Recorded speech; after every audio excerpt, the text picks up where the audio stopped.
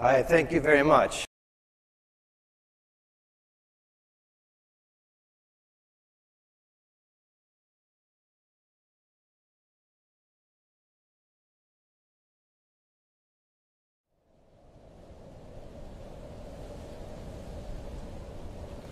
Hi, thank you very much. As they said, my name is Dean Carlson. I'm here from Wybrook Farm. Wybrook Farm is a 360-acre sustainable farm in Honeybrook, Pennsylvania. We raise grass-fed beef, pastured poultry, and pork out in the woods. So I guess if you'd asked my friends and family 5 years ago, they would have said that I was the least likely person to be here standing in front of you today, especially talking on this topic. I graduated with a degree in economics from the University of Chicago. I immediately went into finance. I worked for 15 years as a bond and derivative trader. I was taught to make quick decisions on complicated financial instruments, often for millions of dollars in seconds. So you can see from that I'm eminently unqualified to talk about anything in farming. But I'm going to try anyway. So one of the things that always really bothered me about economics and in trading is that there was always this need for continuous growth. I never really understood why it was that we couldn't, a person or a corporation or a country couldn't get to a point where they were just wealthy enough and that was good enough. And that bothered me. But it wasn't until I realized the mathematical implications of this continuous growth that it really changed my life and changed the path of my life. And that's what I'm hoping today that I can talk to you about. And so this is an interesting quote that I found. Anyone who believes exponential growth can go on forever in a finite world is either a madman or an economist. So after this talk today, if you still believe this and you're not an economist, well. Professor Albert Bartlett, Professor Emeritus at Colorado State University, has said that the greatest shortcoming of the human race is our inability to understand the exponential function. The exponential function simply describes the size of something that's growing steadily. It'd be impossible to open the newspaper or look on the news without seeing some reference to growth rates. We see it every day. The economy is growing at this rate, crime's increasing at this rate. But we never really understand what exactly that means. We would probably think that it would look something like this. But in fact, when we're talking about growth rates, it looks like this.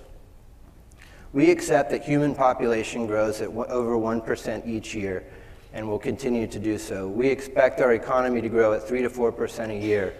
And last year, when it grew just under 2%, all we hear is references to the second Great Depression. That's a problem. One other interesting implication that we can talk about. So we talk about growth rates, but we really don't understand what they mean. When you say something grows by X%, that has very little meaning to most people. So in order to put it into a context that people can understand, it's interesting to look at the amount of time it takes for something to double in size. So to do it actually, you have to use calculus, but there's a really easy way with the rule of 70 that gets very, very close. So if you take 70 divided by the growth rate, that'll tell you the number of years it takes for something to double in size. So in our example earlier, if human population grows at 1%, it'll double in just under 70 years. If the economy grows at 2%, it doubles every 35 years. So even though we're growing slowly, it will still double in size in 35 years. If it grows at 4%, it'll double in 17 and a half years. 7% is an interesting growth rate because that causes something to double in 10 years, and 10 years is a decade, and that's a time period that we're kind of used to understanding. So it's very interesting. Another interesting thing about doubling is that in each doubling period, about how quickly something grows after each doubling period. So after 10 doublings, the size of something is 500 times larger than it was at the beginning. After only 20 doublings, it's over 500,000 times larger. Lastly, in each doubling period, the amount of growth is greater than all of the growth prior to that, which is really interesting. So we accept this growth, and we're just so used to hearing about it that we believe it can continue forever just because it has in the past. But the problem with this is that we live on a planet that has finite resources. We can sit and argue about how much of any one resource there is, but I haven't heard anyone arguing that the size of the earth is increasing. So we're going to have to learn to live within our means.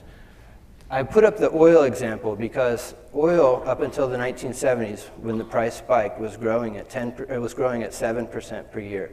So that means that the amount doubled every 10 years. And you can see that from the graph, and it's picked up again since then. But this is something we're going to have to change. This example is really interesting. There are lots of examples in nature of exponential growth, but there are no examples of exponential growth that goes on infinitely. So if you look at this graph, on the left-hand side of the graph, it looks very similar to the one of human population. What we're trying to achieve is hopefully to not replicate this on the right-hand side of the graph.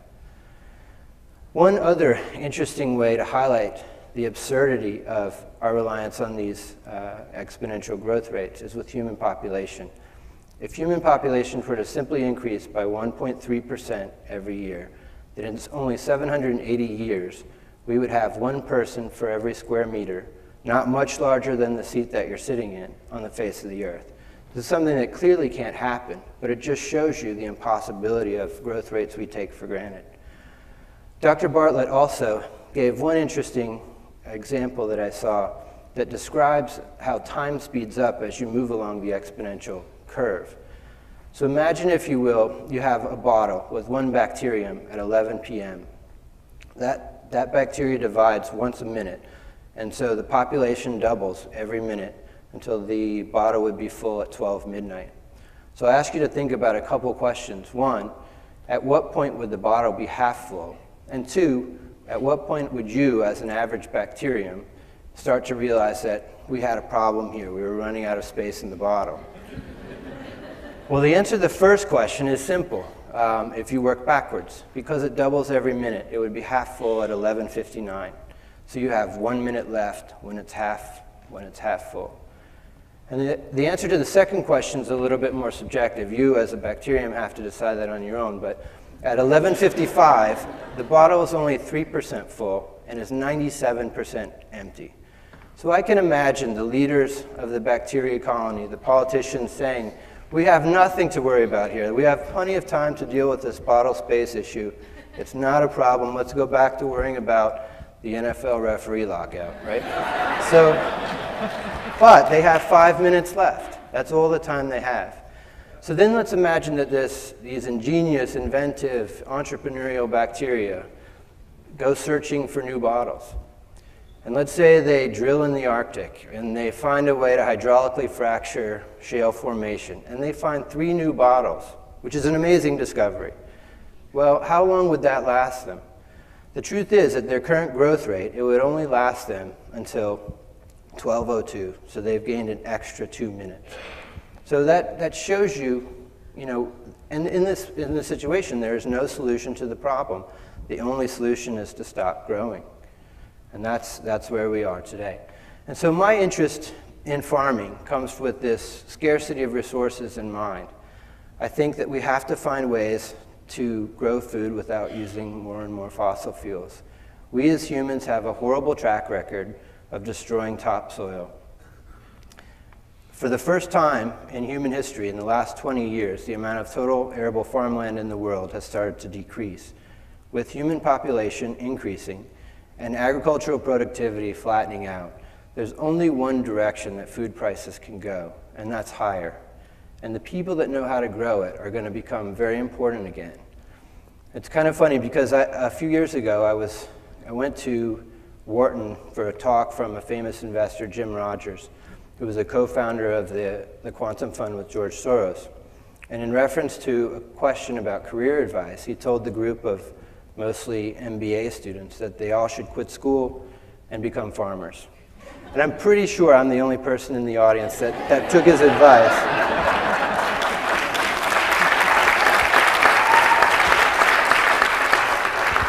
I can say for sure that I haven't met any MBA students at the 4-H club recently. So. I set out basically to try to grow food in a more sustainable way on a personal level. And so the whole idea was to try to find ways to grow food that wasn't reliant on cheap fossil fuels. I really do believe that we've hit peak oil and peak, maybe not peak in all natural resources, but we will at some point. And I believe that we're starting to hit that point with oil. So if we're halfway through oil, that means it's 11:59. We don't have a whole lot of time. And we need to start finding ways to grow food in a more sustainable way. If you look at the way that we grow food in this country, it's incredibly energy intensive. We use 10 calories of fuel for every calorie of food that we produce, which is insane. We're literally eating oil.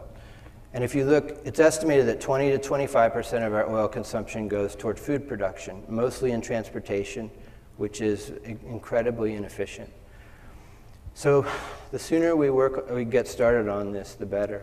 So I set out to find ways to grow food in a more sustainable way, like I said. And so I thought that the first way to grow food in a more sustainable way is to have people buy their food locally and to produce it locally. And so I thought it was very important that people come to the farm to buy their food. And so in that respect, I wanted to find farmland that was close to where people live. We're incredibly blessed in this area in southeastern Pennsylvania that we have very rich soils, we have proximity to huge population centers, and we have efficient transportation networks. I think these are all characteristics of valuable farmland in the future. And then we had to look at ways to raise the animals that was done in a more sustainable way. So sustainable farming simply sets out to grow food in a way that doesn't require increased amounts of natural resources over time. A grass-based system allows us to grow things on a yearly basis without increasing the amounts of inputs. A grass-based system, because it's perennial, doesn't have to be reseeded and tilled every year, which increases the amount of life in the soil. By having the animals graze over the grass, they're always fertilizing the soil, and in fact, you're building soil life over time and soil fertility over time. In a cool way, you're really just harvesting solar energy. Cows and sheep are herbivores, so they can move across the grass, converting solar energy into calories. And that's something that we as humans can't do. We can't digest cellulose, but herbivores can. They have a special stomach called the rumen, which allows them to do it. The biggest way that we save fuel on the farm is by having the animals harvest the food themselves. In conventional modern agriculture, basically we use tractors and diesel fuel to harvest food, bring it in to confined animals in one place. This is something that only makes sense in a world with cheap fossil fuels. It does not make sense in a world where they're dear. So we have the animals harvest the food themselves. Pigs and chickens are a little bit different because they can't live on grass alone like an herbivore can. And so we're constantly trying to find ways to raise them without using grains or with using less grain, basically. Grain is incredibly energy intensive and is highly correlated with the price of oil. And you see that this year. And we've made it even more so by connecting ethanol and oil together, which is incredibly stupid.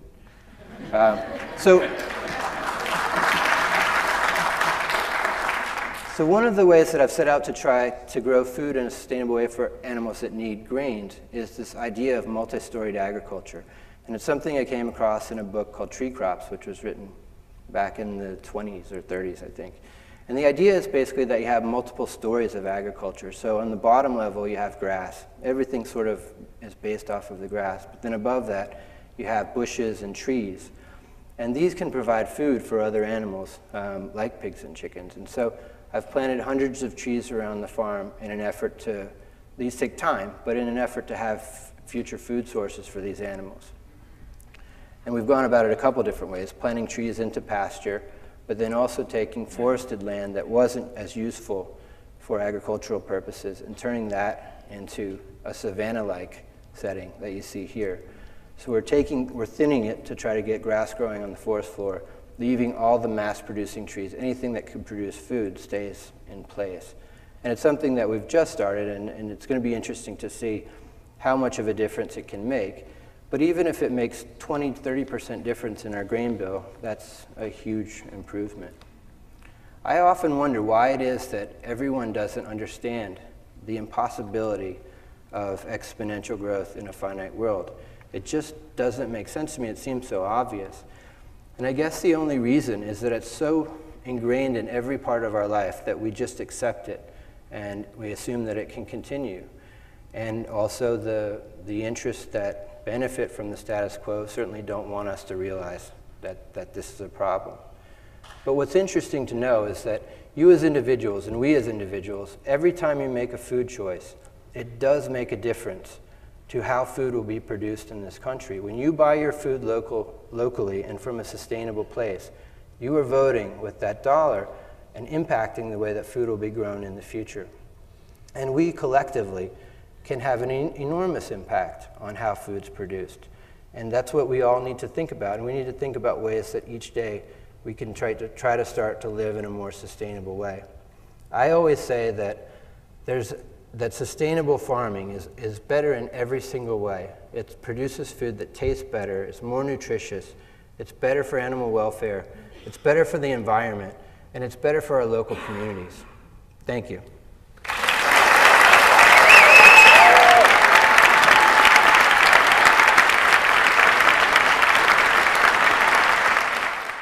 Are you ready? Do you have what it takes to not only survive hard times, but also thrive in them? In times like these, the most valuable currency we have is food and food reserves. It is more precious than gold, oil, and cash.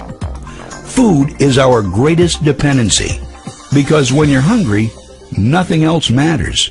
You know it, and I know it. You can't control earthquakes, floods, or the real estate meltdown. But if you have food, you have personal solutions to how these things affect you.